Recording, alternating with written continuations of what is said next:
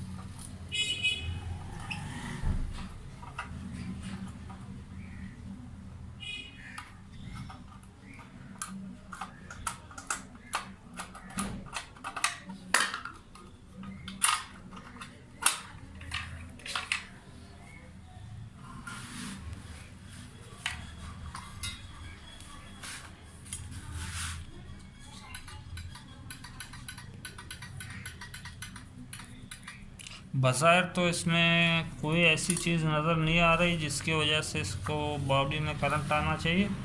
चलो हम इसका एलिमेंट चेक करके देखते हैं। इसके एलिमेंट में से तो शॉर्ट तो नहीं हुआ कहीं।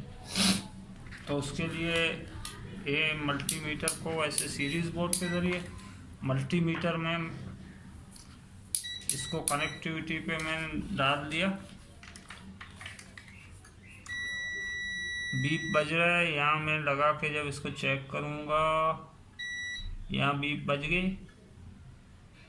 अगर बीप नहीं बज रहा तो इसकी मुज़ाहमत बहुत ज़्यादा है उसमें, लेकिन रीडिंग दिखा रहा है मल्टीमीटर। ठीक है, ये रीडिंग मल्टीमीटर दिखा रहा है। इसमें मुज़ाहमत की वजह से बीप ना बजे, लेकिन इसमें वो अपना जो है अपना रीडिंग शो कर देता है। जैसे यहाँ दिखा रहा है 48 ओम्स इसका मुज़ाहमत है। अब देखते हैं बॉडी के साथ, तो ये भी ओके है। तो मुझे शक हुआ इसको, जब हम इसमें जब प्लेट लगा देते हैं ऊपर से ढकना, प्लेट के पीछे आने की वजह से, यहाँ टच होने की वजह से इसमें करंट आया होगा। जैसे आप देख सकते हैं कि यहाँ आके टच हो रहा है प्लेट। तो अब इसका इलाज ये है कि इसमें प्लेट पीछे आ रहा है। हाँ, प्लेट यहाँ पर था जब मैंने खोला था, तो यहाँ इसके साथ देखें आप टच हो रहा है। तो इसीलिए अब इसको मैं थोड़ा काट के, प्लेट को थोड़ा काट के जगह बना लेता हूँ कि प्लेट अगर जितना पीछे भी आए इसके साथ टच ना हो। इसका मसला सिर्फ यही होगा। अब मैं प्लेट काटता हूँ। दोस्तों ये मैंने काट दिया, इसमें से मैंने पीस निकाल दी। कटर की मदद से मैंने इसको काट के पीस निकाल दी इसमें से। अब इसका बांधने में, इसके स्क्रू वगैरह लगाने में तो कोई मसला नहीं है इतना बड़ा, लेकिन मैं आप लोगों को कुछ समझाना चाहता हूँ। जब भी आप किसी का आयरन इस्त्री सही करें तो आप बहुत ख्याल बरतें इसमें। ख़ास तौर पर इस पॉइंट पे आप नज़र रखें कि ये पॉइंट जो है, ये भी अगर इसके साथ टच हो तो उससे भी करंट आती है बॉडी में, करंट आ जाती है बॉडी में। इस चीज़ को इस पर टच ना होना दें। इसको बिल्कुल टाइट रखें, इसमें लूजिंग ना हो कि लूज़ होने की वजह से जाके यहाँ टच हो जाए।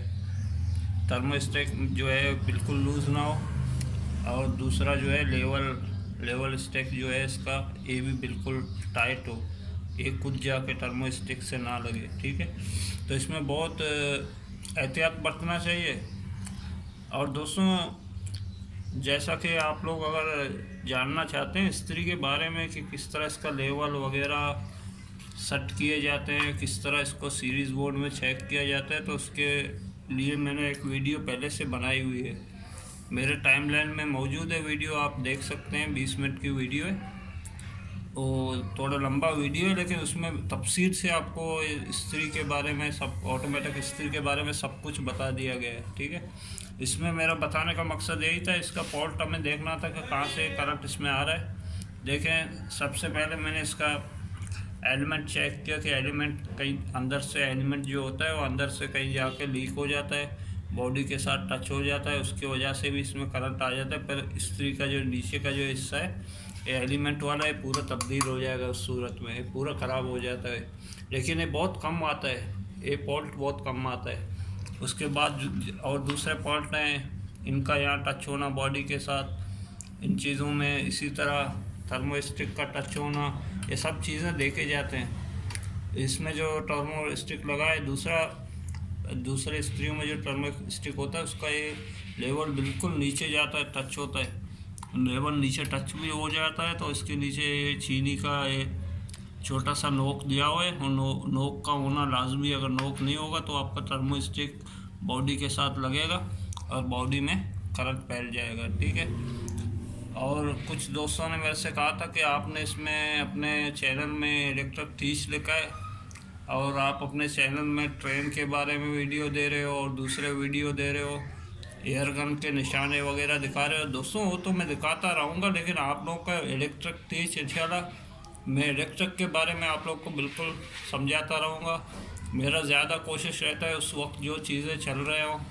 इस वीडियो के बाद इंशाल्लाह मैं आप लोगों को कड़ा कंप्रेसर गैस मशीन जो आया, जो गैस अभी उसका बहुत ज़रूरत पड़ता है सर्दियों में, उसके बारे में बताऊंगा इंशाल्लाह। ठीक है दोस्तों, अब मैं इसको दोबारा बांधता हूँ, इसको दोबारा फिटिंग करता हूँ। बाकी अपना ख्याल रखें, चैनल को सब्सक्राइब करें, लाइक करें और अपनी दुआओं में हमें याद रखें। अल्लाह हाफिज़।